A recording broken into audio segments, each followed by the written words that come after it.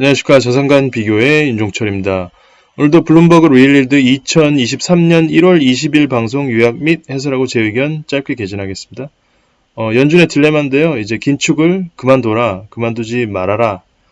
결국에는 1980년대에 다시 도돌이표로 돌아온 물가의 재상승이 두려운 것이고, 지금 이대로 긴축하게 되면 극심한 침체로 온다는 이 딜레마에 지금 빠져있는 연준이라고 볼 수 있겠죠. 그런 상황에서 이제 연준 부의장께서 이렇게 말씀하셨습니다. The case for high rates, even with the recent moderation, inflation remains high, and the policy will need to be sufficiently restrictive for some time to make sure inflation returns to 2% on a sustained basis. 그래서 이게 기본 컨센서스로 지금 공식 발표되는 것이죠. 그래서 2%에 안착하기 위해서는 상당한 기간 동안 충분히 긴축적으로 유지할 필요가 있다, 정책을. 요런 이제 기조하에, 요날 이제 금요일날 1월 20일이죠. 조금 일찍 나오셔서, 로버트 코앵스버거, 이분이 이제 그 EM 자산에 대해서 상당히 좋은 뷰를 주셨습니다. 그래서, 제가 갖고 온 이제 차트는, EMLC라고 해서요. EM Local Currency Bond입니다. 그래서, 국채로 주로 구성되어 있고, EM 통화로 되어 있는 자산입니다. 그래서, 작년 10월 말 정도부터 이제 10월 중순이죠. 10월 중순부터 저점을 찍고 이렇게 올라오는 걸 볼 수 있죠.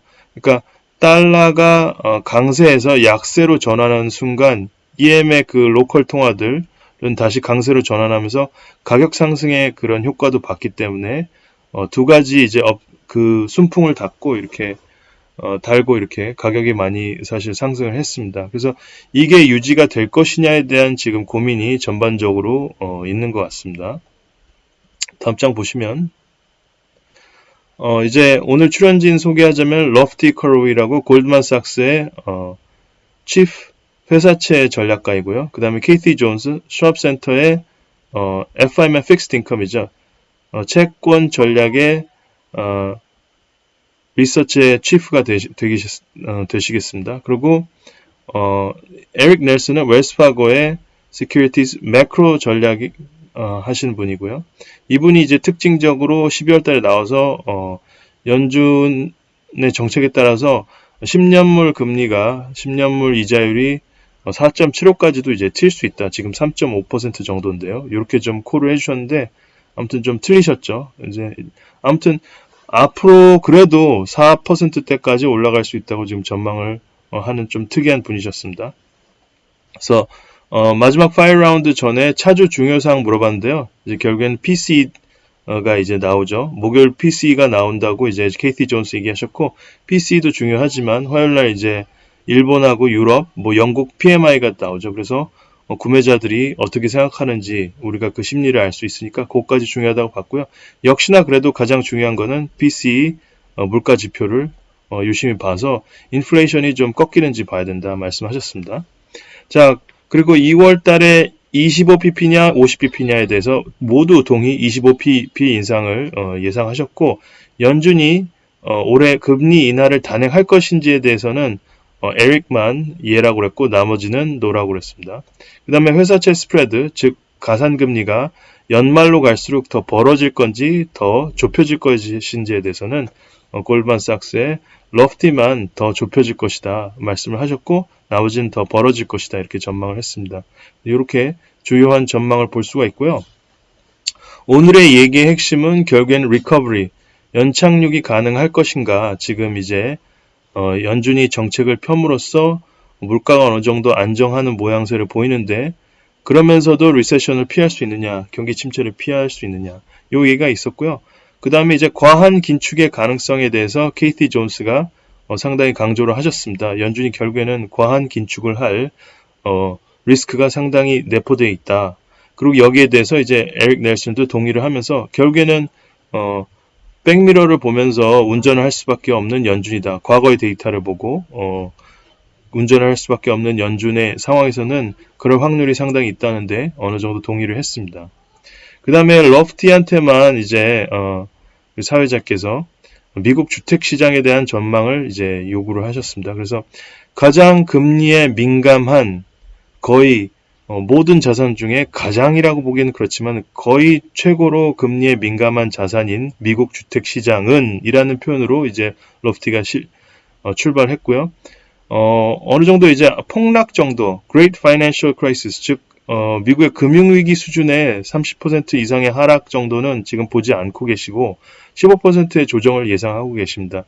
여러 가지 이유가 있겠지만 그만큼 주택이 공급이 부족했다는 거, 그런 부분을 이제 또 말씀을 해주셨고, 또 이건 제 의견이지만 그만큼 지금 은행들이 불건전화되는 그런 시스템 리스크가 될 확률이 그때보다 상대적으로 적고, 또 고정금리로 실제로 이제 주택 매수자들이 금융비용에 대해서 큰 민감도를 갖고 있지 않은 환경을 감안한 것 같습니다. 이 뒷부분은 로프티가 얘기하신 건 아니고요. 제 의견을 이제 여기다 좀 집어넣습니다. 그리고 이제 로프티가 분명히 얘기한 건 가격 정도가 코비드 이전의 수준으로 회귀하지는 않을 걸로 이렇게 보셨습니다. 그건 좀 과하다. 그 다음에 이제 아까 EMLC 차트를 보여드렸죠. 그래서 요 차트 보여드렸지만 요게 이제 신흥국의 이런 반등이 일어나는 것을 따라갈 건지 말 것인지에 대한 질문이 있었고요. 거기에 대해서 이제 이 에릭 넬슨 같은 경우는 어떻게 얘기했냐면은 결국에 그 랠리를 따라가는 것은 좀 위험하다. 적어도 하반기에는 꺾일 수도 있다라는 말씀을 하셨습니다. 그러니까 애둘러서 상반기까지는 뭐 따라가도 그렇게 무리는 없을 수 있지만 하반기에는 조심해야 된다는 얘기를 하셨습니다. 그리고 이제 역대급으로 지금 연초에 국채 발행량이 있었습니다. 그 신흥국 국채 발행량을 얘기합니다. 이게 그래서 신흥국에서 지금 43 빌리언 US 달러, 그래서 달러하고는 유로 채권이 역대급으로 국채 발행량이 있었고, 이런 상황에 대해서 또 수요도 상당히 탄탄했습니다. 그래서 요게 무슨 의미를 가지는지 우리가 좀 곰곰이 생각해 볼 필요가 있는 것 같습니다. 그 다음에 질문인데요. 이제 거의 질문이 끝났는데 하이힐드 스프레드가 더 벌어져야 된다. 여기 이제 있지만 회사채 스프레드가 더 벌어지면은 본인들은 이제 매수할 것이라고 봤고, 그 다음에 이제 하워드 막스의 인터뷰, 수요일 인터뷰가 잠깐 방송에 나왔는데요. 이제 하이힐드 가격의 추가적인 상승 여력은 부족하려고 할 것으로 보셨습니다. 하워드 막스께서 지금 수준에서 좀 지지부진하거나 이 정도로 이제 보셨지, 앞으로 추가적으로 뭐 하이힐드 스프레드가 막 확 줄어들고 이렇게는 안 보셨고요. 그 다음에 이제 로프티가 얘기하는, 로프티는 지금 스프레드가 연말로 가면서 이제 줄어들고, 그러니까 로프티는 어떻게 보면은 이 리커버리 쪽에 이 방점을 좀 두고 있습니다. 그래서 골드만삭스는 연착륙 쪽에 더 무게를 두고 있고, 나머지는 좀 안 그런데요. 반대로 좀 리세션의 가능성을 약간은 더 보고 계시는 걸로 보이는데, 그럼에도 불구하고 로프티는 역시나 회사채 선택을 할 때, 매수할 때 퀄리티를 봐야 된다. up in the quality. 그래서 IG가 투자 적격 등급이 투자 부적격 등급보다 낮고, 그 다음에 투자 부적격 등급을 투자하더라도 그래도 신용 등급이 높을수록 괜찮다, 이렇게 말씀을 해주셨습니다.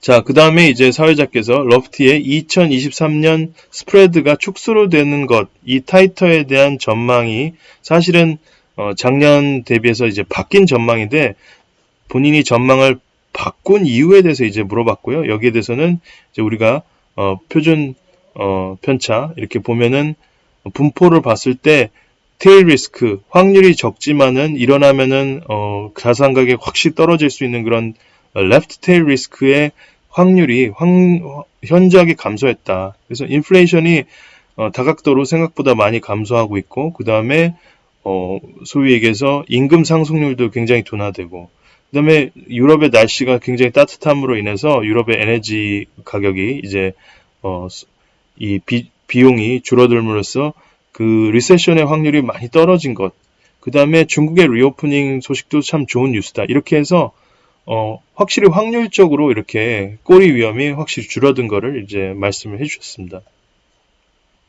요 정도로 오늘 이분들이 말씀한 내용을 끝내고요. 이제 제 의견을 말씀드리자면, 미국 시장에 대해서는 이제 조심스럽게 미국 주식하고 채권 시장의 기간 조정을 연준과 월가가 원하는 것 같습니다. 그래서 대규모의 이제 기관 투자자들이 미국 주식을 어느 정도 매도를 하고 그 다음에 이제 달러를 팔고 신흥국 통화를 사서 신흥국 주식을 상당히 많이 매수한 게 작년 말 그리고 올해 연초라고 볼 수 있겠습니다. 이 세력들이 원하는 것은 달러가 당분간 자기네들이 신흥국 주식이나 신흥국 자산을 팔고 다시 달러를 사러 들어가기 전까지는 달러 가격이 올라가는 걸 원치를 않는 거죠. 그래서 본인들이 판 자산들이 가격을 유지하거나 떨어지는 걸 원하지 그게 이제 상승하는 것은 원하지 않는다. 또 상승하게 되면 결국에는 부의 효과로 연준이 걱정하는 인플레이션 다시 올 확률이 있는 거죠. 그래서 이게 월가와 연준의 그 이해관계가 일치하기 때문에 미국 시장은 숏하고 그리고 신흥국 시장을 롱하는 게 적어도 상반기의 상황이 아닐까 이렇게 생각을 합니다. 그리고 그 대신 우리는 이제 하반기 시장 금리가 다시 상승할 가능성 그리고 달러 강세가 다시 올 가능성에 약간은 대비해야 되지 않나 이렇게 생각합니다. 왜냐하면은 전쟁이 있던 3월달, 4월달, 5월달이 인플레이션이 극도로 올라갔던 시절이기 때문에 소위 얘기해서 작년 대비 올해의 그 기저효과가 하반기로 가면은 감소하지 않을까 이런 생각입니다. 그리고 실제로 인플레 재발 위험도 없는 것은 아니기 때문에 어느 정도 원화 달러의 값이 1200원 이하로 들어가면 분할해서 달러를 좀 사면서 제가 상당히 탑픽으로 보는 미국의 주거용 부동산 ETF 하우스 월배당도 해주고요. 그래서 탑픽 저는 실제로 금요일날 상당량을 제 전체 포트의 한 1% 가까이 이 하우스를 좀 매집을 했습니다. 그래서 역시나 미국의 메인스트리트, 월스트리트가 아닌 메인스트리트가 견고하게 유지가 된다고 하면 실업률도 낮고 그 다음에 IRA 법안으로 인해서 미국이 꾸준히 이렇게 리쇼링과 이런 프렌드쇼링을 이렇게 한다고 하면은 결국에는 미국 메인스트리트가 유지가 될 것으로 보이고 이에 따라서 미국 주택시장 더구나 선벨트 쪽에 지금 공급도 부족하고 하는 상황이니까 장기적으로 5년, 10년을 보더라도 이쪽 투자가 유용하다 이렇게 생각합니다. 한국을 포함한 신흥시장의 경우에는 결국에는 신흥시장, 자산시장의 붕괴를 유대자본이 그러니까 월가나 아니면 이제 헤지펀들이 원하지 않는다는 것이죠. 그래서 결국에는 우리가 이제 벤 버냉키가 대공황에 대해서 엄청나게 공부를 하고 얻은 결과가 대공황이 길어지고 깊어진 원인은 자산 가격이 늦게 회복되었기 때문에 그때 의사들이나 사업가들이 계속해서 뭐 센트럴파크에서 노숙자로 살고 이런 시절이 오래 갔지 않습니까?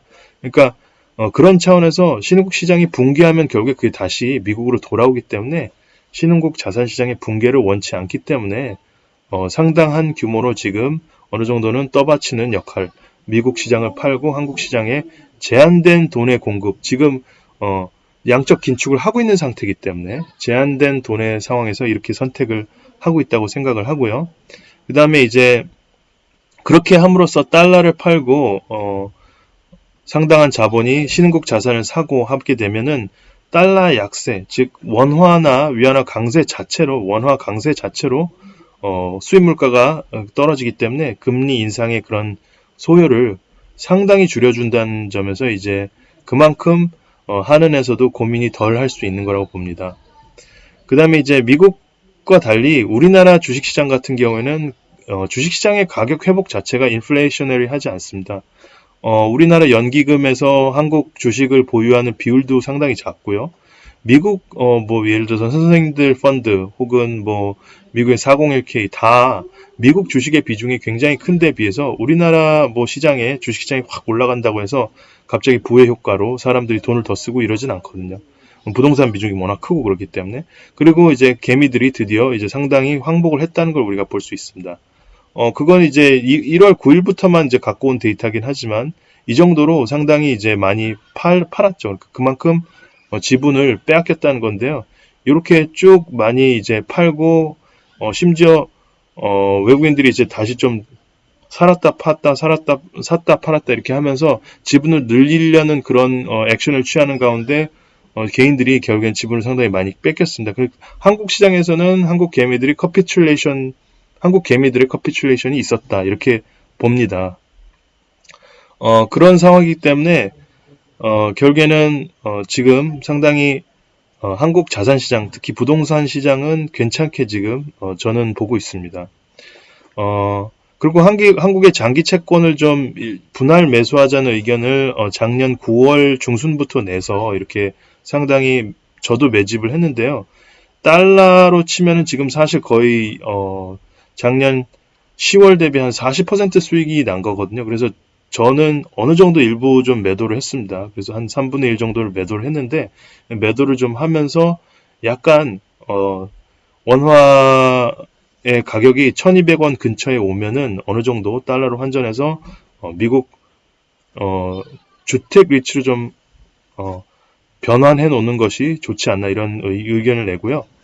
그다음 한국의 부동산 이제 좋게 보기 때문에 굉장히 이제 중심지 부동산, 서울 부동산을 좋게 생각하지만 이제 서울 부동산도 좋지만 서울 이제 아파트, 주거용 부동산이 아닌 부분을 투자한다고 하면 주거용 부동산이 굉장히 하락한 지역에 어떤 상가나 아니면 수익형 부동산을 매수하는 게 좋지 않을까. 거기에 이제 그만큼 전세금을 내줘야 되시고 이런 상황에 있는 매수자들이 좀 싸게 금매로 내놓는 것이 상당히 있을 걸로 생각하고 저도 상당히 요새 물건이 많이 나오는 걸 볼 수가 있습니다. 그래서 예를 들어서 뭐 인천, 그 다음에 뭐 대구, 뭐 김포 이런 지역, 그 다음 동탄 이런 지역의 수익형 물건을 지금 매수할 타임이라고 또 이렇게 생각합니다.